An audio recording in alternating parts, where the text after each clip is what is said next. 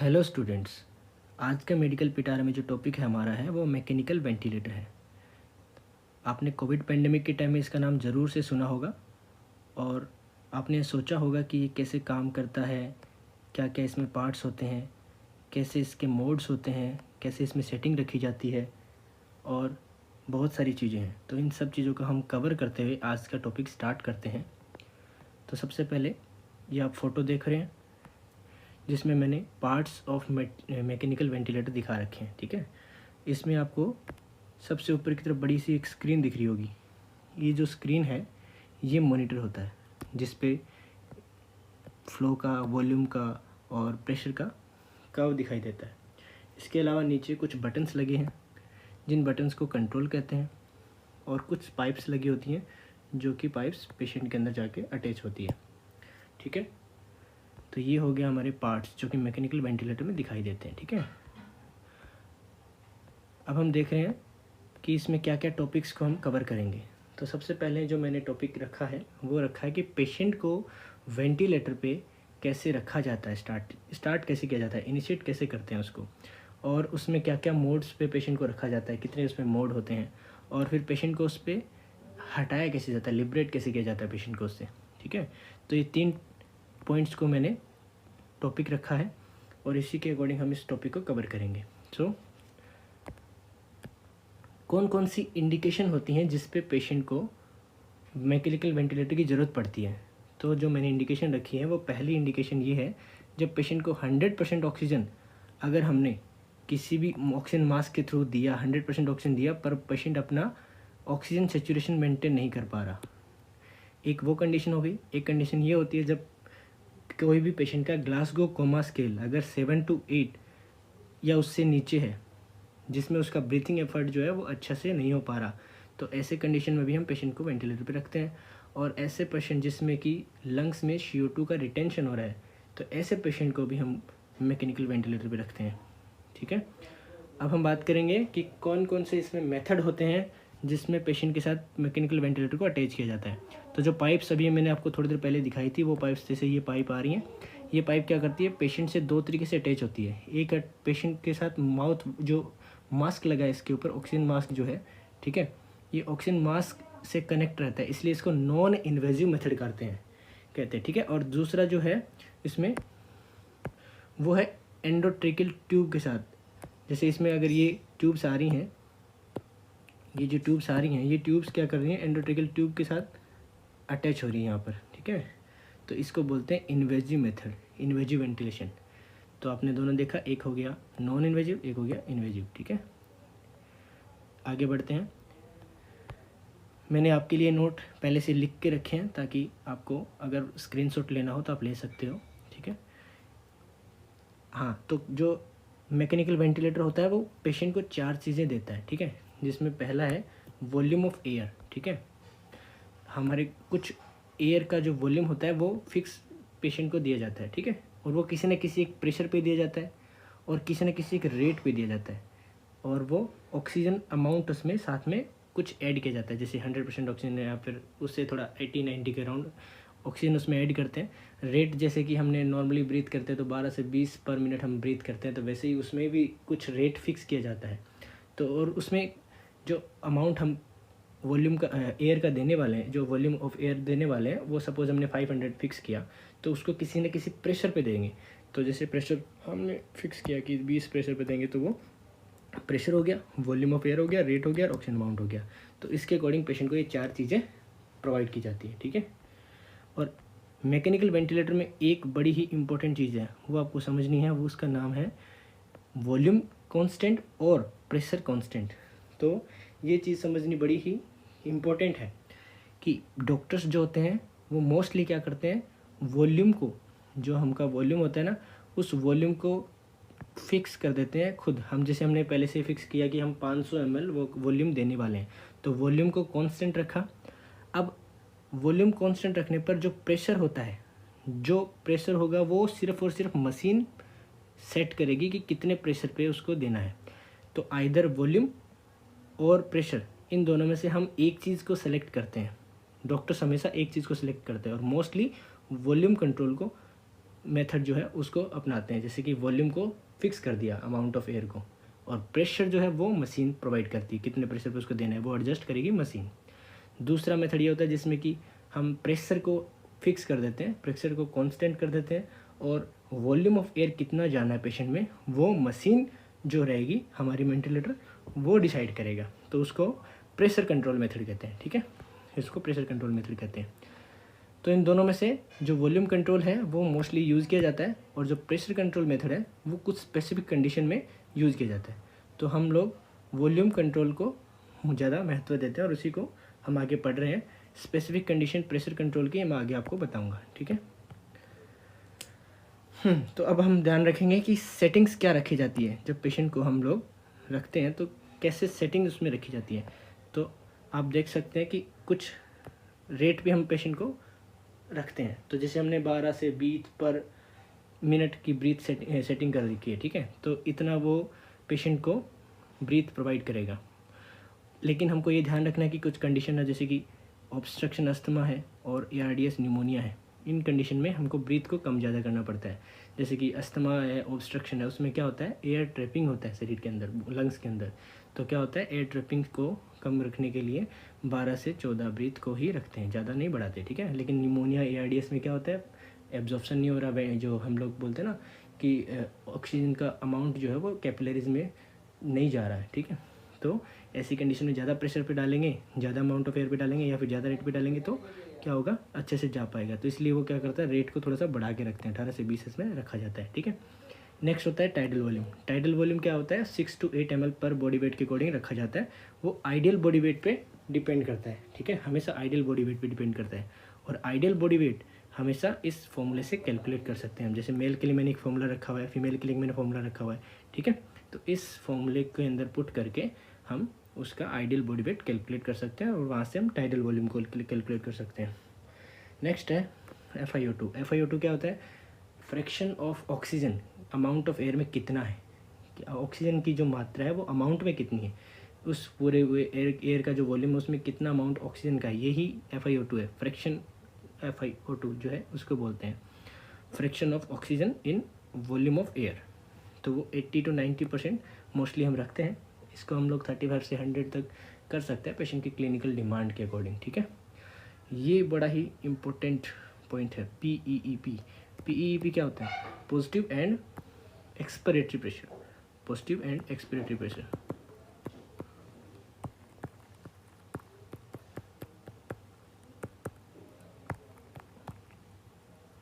Positive and expiratory pressure.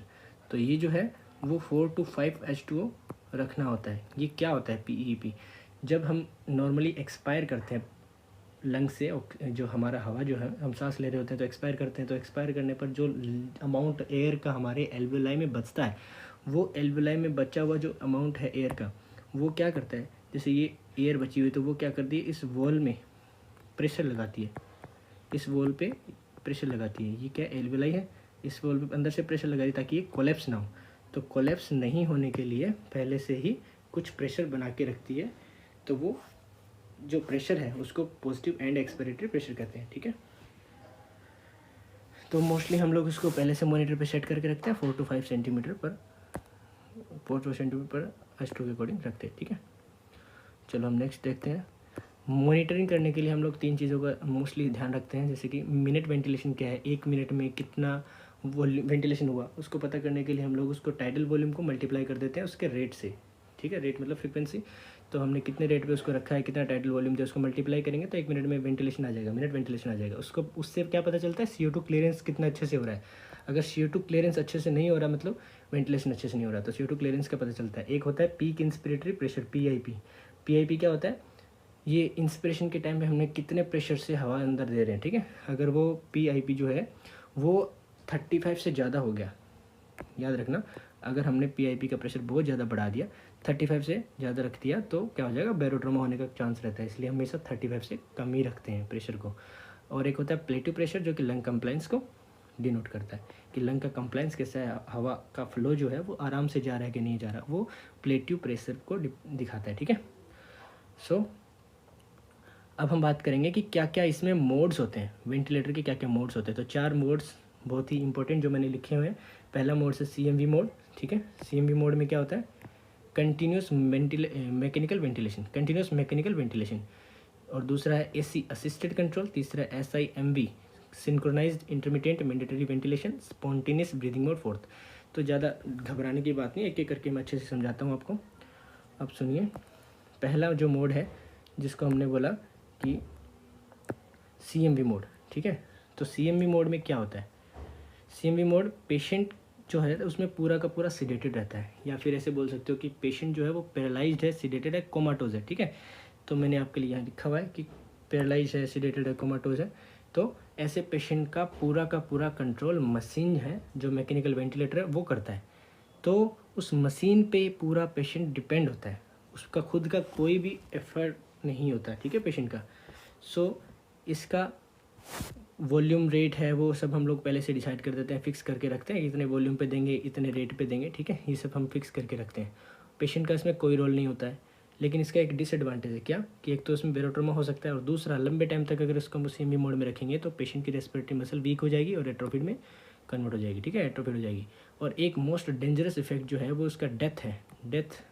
वो death कब होता है, जब कभी कभी क्या होता है कि ये जो ट्यूब्स कनेक्टेड रहती है पेशेंट के साथ, अगर एक्सीडेंटली वो रिमूव हो जाए या हट जाए किसी भी वजह से, तो जो मशीन का कंट्रोल पेशेंट से हट जाएगा और पेशेंट की डेथ हो जाएगी, क्योंकि पेशेंट तो कंट्रोल कर नहीं सकता अपनी ब्रीथ को, वो तो कोमाटोज में है, कोमाटोज पेशेंट पैरालाइज्ड है। इसलिए सेकेंड मोड जो हम पढ़ेंगे AC मोड, ठीक है। AC मोड में क्या होता है, असिस्ट कंट्रोल दोनों एक साथ होता है। जैसे कि पेशेंट है, उसने क्या किया कि पेशेंट को पहले हमने वेंटिलेटर पे रखा, पेशेंट क्या करता है, कभी कभी ब्रीथ लेने की कोशिश करता है, ट्रिगर करता है पेशेंट, ठीक है, ब्रीथ ट्रिगर करता है। तो जब ब्रीथ लेने की कोशिश जब करता है पेशेंट, तो उससे क्या होता है कि उसके लंग में, जो पेशेंट का लंग है उसमें नेगेटिव प्रेशर बनता है, और जो नेगेटिव प्रेशर बनता है वो क्या करता है कि नेगेटिव प्रेशर बनता है तो उसको हवा चाहिए बाहर से, तो वेंटिलेटर वो हवा जो है एक्स्ट्रा वॉल्यूम जो है वो प्रोवाइड करता है पेशेंट को, ठीक है। तो इससे क्या हो गया कि पेशेंट का रोल थोड़ा सा मैकेनिकल वेंटिलेटर के साथ होता है, उसमें ट्रिगर करता है पेशेंट, ठीक है। ऐसे मान सकते हो कि 5% या 10% रोल पेशेंट का भी होता है इसमें। लेकिन हमने पहले से ही सब कुछ सेट करके रखा होता है वेंटिलेटर पे कि एटलीस्ट 12 ब्रीथ तो होनी ही चाहिए, इससे कम नहीं होना चाहिए, ठीक है। तो अगर पेशेंट लेता है तो अच्छी बात है, नहीं लेता तो वेंटिलेटर देता है, तो इसे कहते हैं AC मोड। इसका डिसएडवांटेज मेन यही है कि अगर पेशेंट ने बारी बारी क्या किया, उसको ट्रिगर किया मशीन को, बारी बारी हमने पेशेंट ने सांस लेने की कोशिश की, तो नेगेटिव प्रेशर जो रहेगा वो ज़्यादा बढ़ेगा, ज़्यादा वेंटिलेशन होगा, और ज़्यादा वेंटिलेशन होगा तो हाइपर वेंटिलेशन हो जाएगा, उससे क्या हो जाएगा, रेस्पिरेटरी एल्कलोसिस होने की खतरा रहता है, ठीक है। तो ये ध्यान में रखना है आपको। हाँ, इसके बाद हम एक बहुत ही इम्पोर्टेंट पार्ट को देखने जा रहे हैं, वो है हाई पीक प्रेशर अलार्म, ठीक है। हाई पीक प्रेशर अलार्म ये क्या होता है, ये क्या होता है, ये बड़ी ही इंपॉर्टेंट चीज़ होती है। जब कभी देखा होगा आपने बहुत जोर से अलार्म बजता है, वो अलार्म बजता क्यों है, वो अलार्म होता है जब किसी मशीन, जब हमारी वेंटिलेटर मशीन में बहुत ज़्यादा प्रेशर क्रिएट हो जाता है।